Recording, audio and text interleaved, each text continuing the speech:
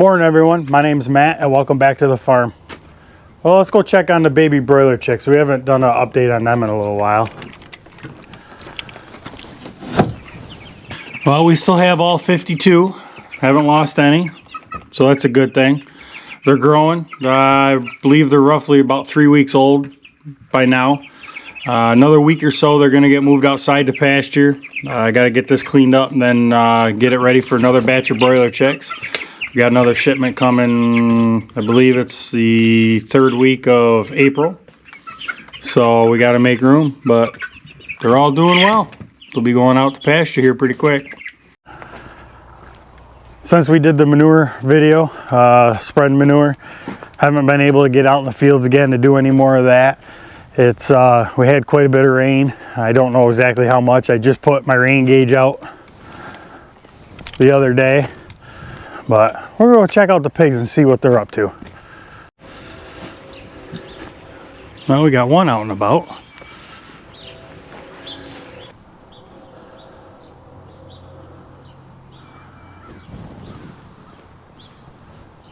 He's not quite sure about me.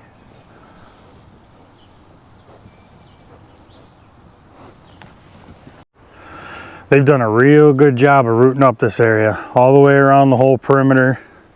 Really turn the soil up, and I'll tell you what, if you really want to loosen the soil up in a certain area, there's no better animal to do that than pigs.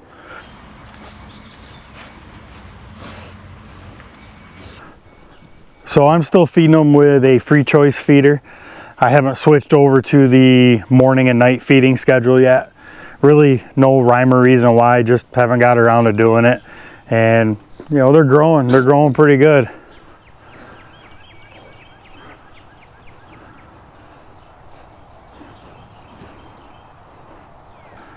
They just quite don't trust me yet.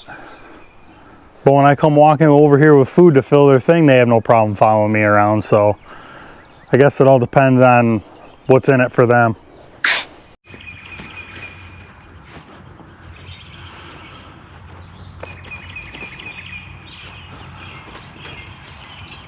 Looks like the larger group of cows are out basking in the sun rays. Hey Butterfinger, what are you doing? Except one. She's over there feeding her face. I've been noticing on some of these warmer days, which is typical, the flies are starting to come around. So I got to start putting a little thought into what I'm going to do as far as fly control this year, or just trying to mitigate flies. You never get rid of them, but try to make it so they're not such a big pest for them. In the past, I've always used sprays. One year I did try using a back rub. I don't have a real good place for a back rub. The smaller ones I do, but usually I can spray them a little easier than I can the larger group. So the back rub would work better for the larger group, but I need to figure out where a good high traffic area that they would funnel in and out of, where I could hang it to basically force them to walk underneath it. The last couple of years I've been using those jar traps that you hang. Those seem to collect a lot of flies, but I don't know. You always still seem to see a bunch of flies on the cattle, so like I said, you're never really gonna get rid of the fly situation. So it's just a matter of trying to figure out, what is the best way to try to mitigate them and make the cows as comfortable as possible.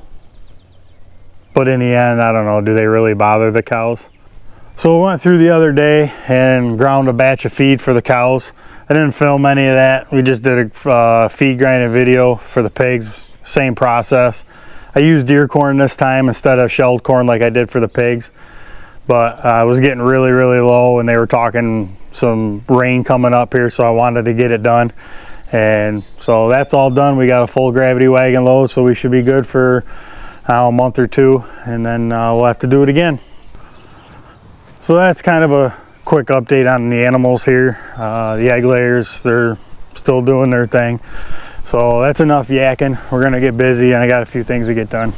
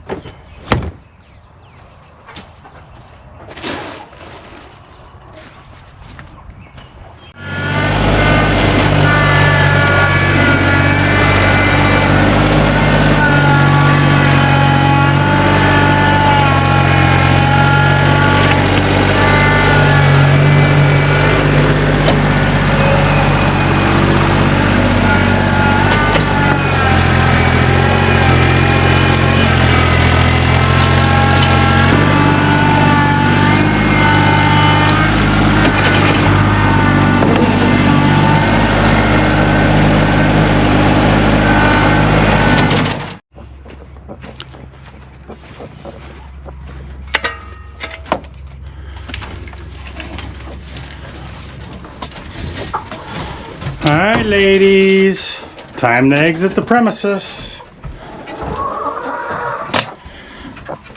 Come on. Come on. Come on. Come on, everybody out.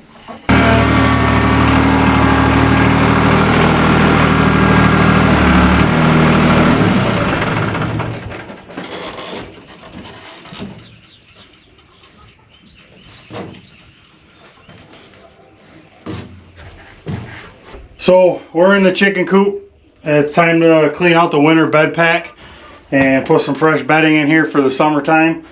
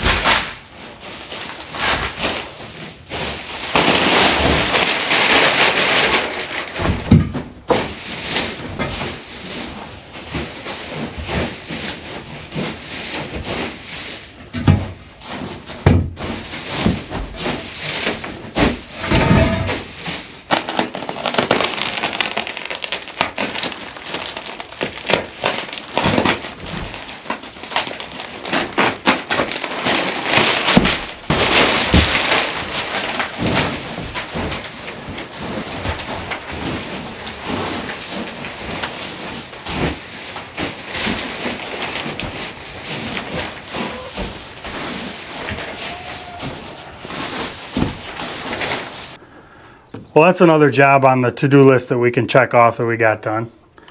I always like it when all the animals around here have fresh bedding to lay on. I don't like it to get, too dirty or too compact or too hard or whatever. So let's see if we have any takers. Of course, they're going to go nuts first once they realize they can come in here. How about this door?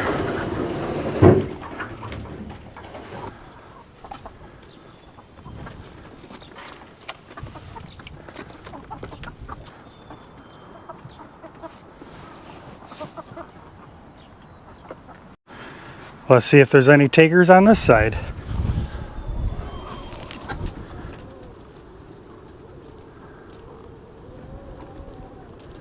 Couple.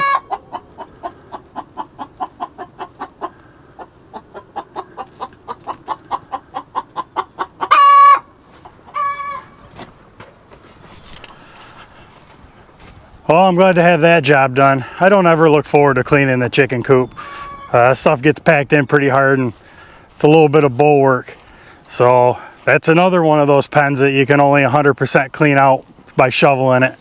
So we got a couple of them here on the farm.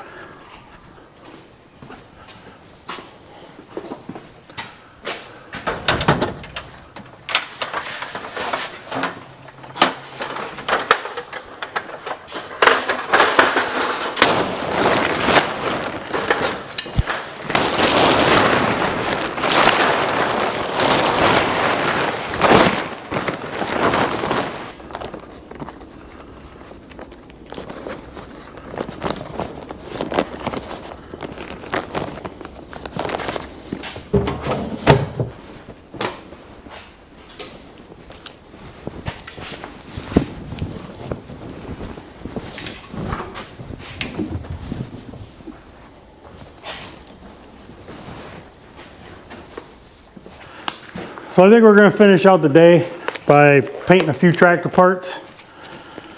I got the top cover, the brake housings, multiple small parts all ready for paint. So first thing we're going to do is go through and wax and grease remove all the parts. Make sure they're free of debris and good and clean so the paint will stick good to it.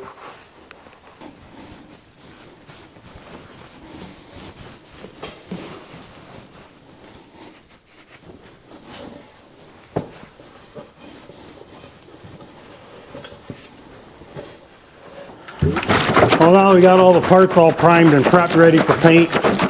Now I gotta shake the heck out of this primer and get it mixed up good. I use a self-etching primer. This is an Acme product. I got it from Napa a couple years ago. I'm not even sure if they sell this line anymore, but I used this on Logan Super C a couple years ago, and I really like that self-etching primer. It's got good properties. It dries fast.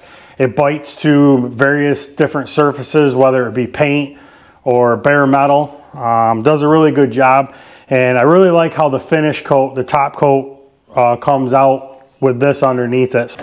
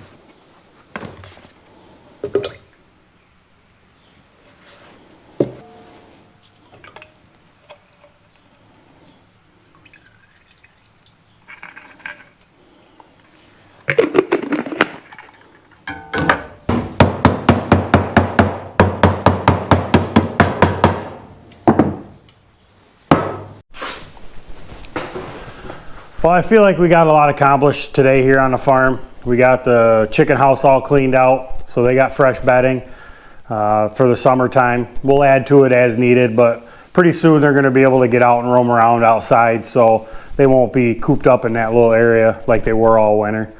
Got some tractor parts primed. They'll be ready for paint here in a day or so. This paint gun has got a little issue, so I'm not really happy with it, so I'm going to probably end up going back to Harbor Freight and buying another one. They're only 15-20 bucks, so I got no problem chucking it in the garbage and buying another one. But that's the first one I've ever had a problem with, to be honest with you. So along with the fly control, I was talking about that earlier in the video. Not quite sure what I want to do this year, if I want to stick with just using the jar traps, or if I want to try using a back rub or spray or a combination of stuff. So if you have any input and you've done different things on your farm, leave a comment in the section below. Just giving me ideas, maybe things I could try.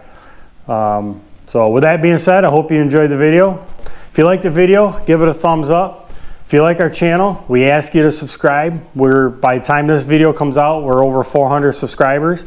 We're shooting for 500, and we need you to be able to do that. So if you haven't hit that subscribe button, please do. And we hope you have a great day.